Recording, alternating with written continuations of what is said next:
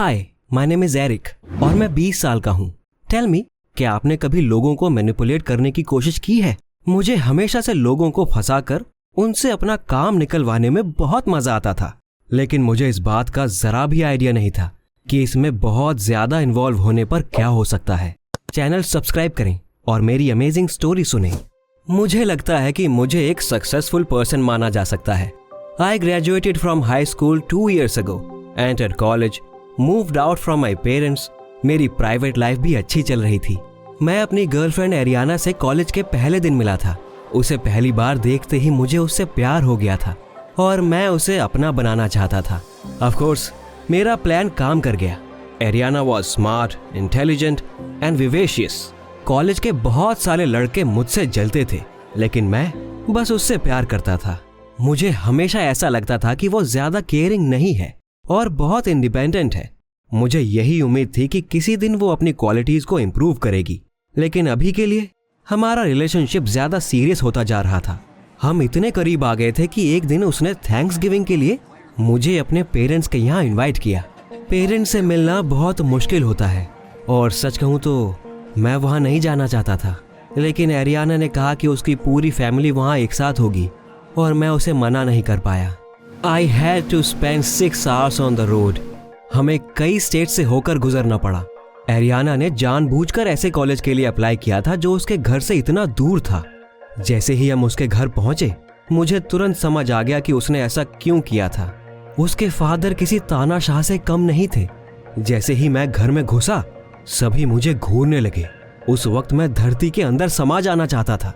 उन्होंने मेरी गर्लफ्रेंड के लुक को लेकर तुरंत कमेंट करना शुरू कर दिया। They said her jacket was silly and her hair wasn't done well. उससे भी कहीं ज्यादा बुरा होना अभी बाकी था, और वो था डिनर। एरियाना के डैड ने मुझे तुरंत ग्रिल करना शुरू कर दिया। उन्होंने मुझसे पूछा कि मैं हाई स्कूल में कैसा था, ग्रेजुएशन के बाद क्या जॉब करना चाहता हूँ।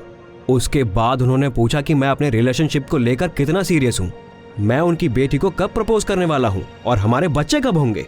इन सवालों से मैं बहुत अनकंफर्टेबल फील कर रहा था। मुझे गलत मत समझिए, मैं ये सब जरूर चाहता था, लेकिन अभी नहीं, बाद में। मैं अभी बहुत यंग था और अपने करियर पर फोकस करना चाहता था, दुनिया घूमना चाहता था।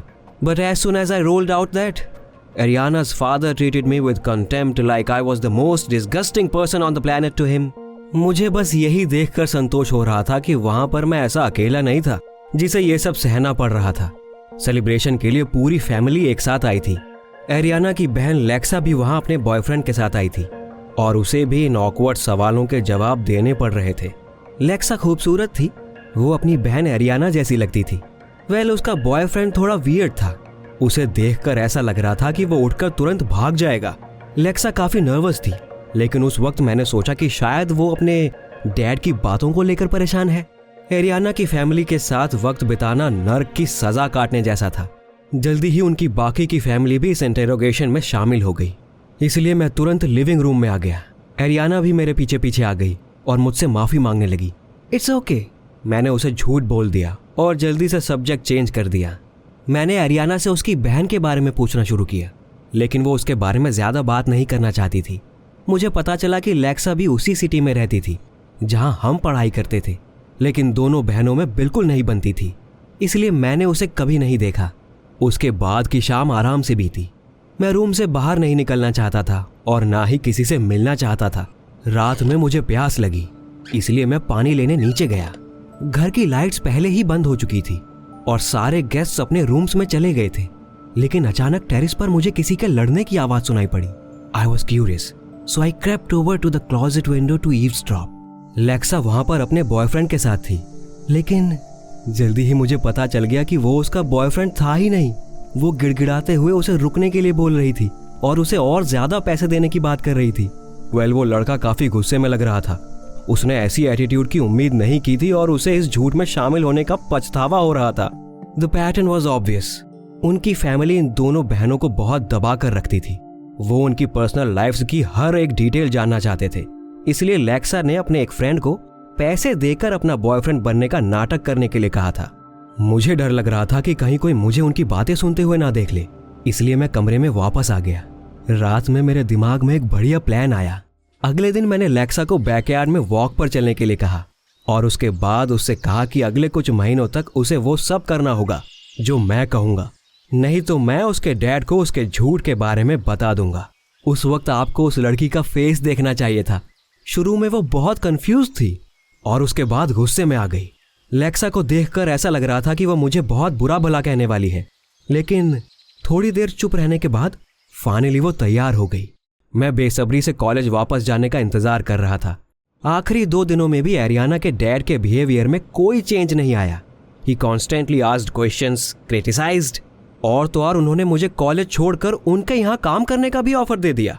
इन जनरल मैं वापस आकर बहुत खुश था और उम्मीद कर रहा था कि मुझे वापस वहां ना जाना पड़े।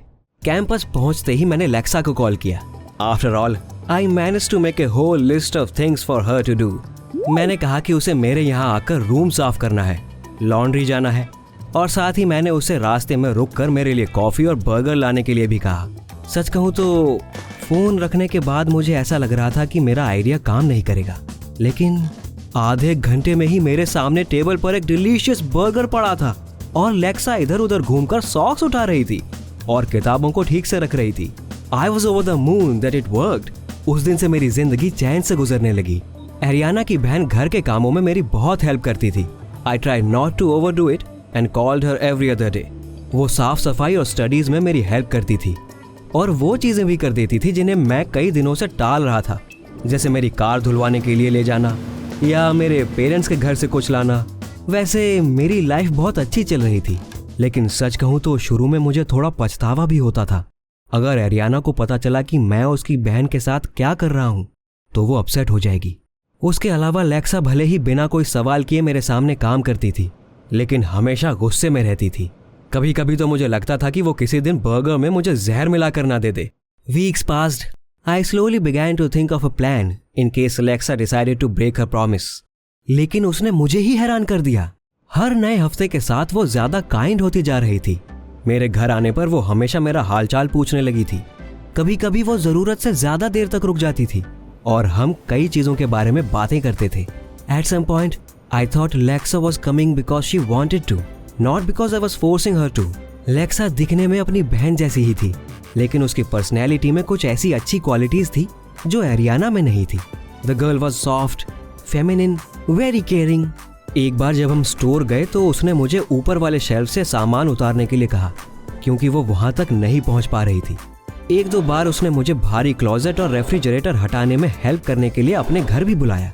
आपको शायद हैरानी होगी, लेकिन मुझे उसके लिए ये सब करके अच्छा लगता था। Being next to Lexa, I felt strong. She gave a sense of worth. मैं प्रोटेक्टर जैसा फील करता था। इससे पहले कि मुझे पता चलता, मुझे अपनी गर्लफ्रेंड की बहन से प्यार होने लगा था। वहीं दूसरी तरफ अब मैं एरियाना के साथ बहुत कम टाइम स्पेंड करता था। मैं अभी भी उससे प्यार करता था, लेकिन अब उसकी कमियां मुझसे बर्दाश्त नहीं होती थी। मुझे लेक्सा के साथ टाइम स्पेंड करना अच्छा लगता था। And although I was ashamed of it, there was nothing I could do about my feelings. फिर एक ऐसा दिन आया जब सब कुछ बदल गया। लेक्सा ने मुझे देर रात में कॉल किया। शुरू में मैं बहुत हैरान था, क्योंकि उसने पहले कभी मुझे रात में कॉल नहीं किया था। फोन पर वो बहुत घबराई हुई लग रही थी। I could hear static and strong एको। लेक्सा ने मुझे बताया कि वो वॉशिंग मशीन साफ कर रही थी और उसमें अटक गई है। उसने रोते हुए मुझे अपनी हेल्प करने के लिए बुलाया। मैं तुरंत भागता हुआ उसके घर गया। द स्पेयर की, as she had said, was hidden under a vase near the front door. अंदर जाने पर मैं सीधे बाथरूम में गया। लेक्सा को वॉशर से बाहर निकालने में मुझे बहुत मेहनत करनी पड़ी, लेकिन मैंने उसे बहुत केयरफुली खींचा क्योंकि वो बहुत नर्वस थी। Finally we did it. Lexa डरी और थकी हुई थी, लेकिन अभी भी बहुत अच्छी लग रही थी। उस वक्त मैं बस लेक्सा को बाहों में भरकर उसे शांत करना चाहता था। लेक्सा भी शायद ऐसा ही फील कर रही थी। उसने मेरा शुक्रिया करना शुरू कर दिया। उसने कहा कि मैं स्ट्रांग और अच्छा हूं और किसी ने कभी उसका इतना ख्याल नहीं रखा। उसके बाद मैं खुद को रोक नहीं पाया और मैंने उसे किस कर लिया। सच कहूं तो मैं कई हफ्तों से ये करने के सपने देख रहा था। मैं बहुत खुश था और मुझे इसकी जरा भी उम्मीद नहीं थी कि अगले ही पल दरवाजा खुल जाएगा। Standing in the doorway was my girlfriend Ariana. मैं डर गया और इससे पहले कि मैं अपनी जगह से हिल पाता, लेक्सा ने तुरंत मुझे धक्का देकर दूर कर दिया। मैंने सोचा लेक्सा कोई बहाना बनाएगी, लेकिन उसने कहा, I told you, he's a real scoundrel. मैं हैरान होकर उन्हें देखता रह गया। उसके बाद लेक्सा ने मेरी ओर मुड़कर मुझे सब कुछ बताया। She knew right away that Ariana was involve with A disgusting person. ये साबित करने के लिए उसने मेरा भरोसा जीता और जानबूझकर वॉशर में फंसने से पहले उसने एरियाना को कॉल करके बुला लिया था। इस पूरे टाइम के दौरान वो बगल वाले रूम में थी। उसके बाद से कई दिन बीत गए हैं। मेरी लेक्सा या एरियाना किसी से बात नहीं हुई। उन दोनों ने मुझे हर जगह से ब्लॉक कर दिया है। And you know, I didn't even think I'd be so ashamed। मुझे पता था मैं जो कर रहा हूँ वो गलत है, लेकिन अब मुझे रियलाइज हुआ कि मुझसे कितनी बड़ी गलती हुई है। I feel like I just have to make it up to the sisters। कल मैं फूल लेकर उनसे माफी मांगने जाऊंगा।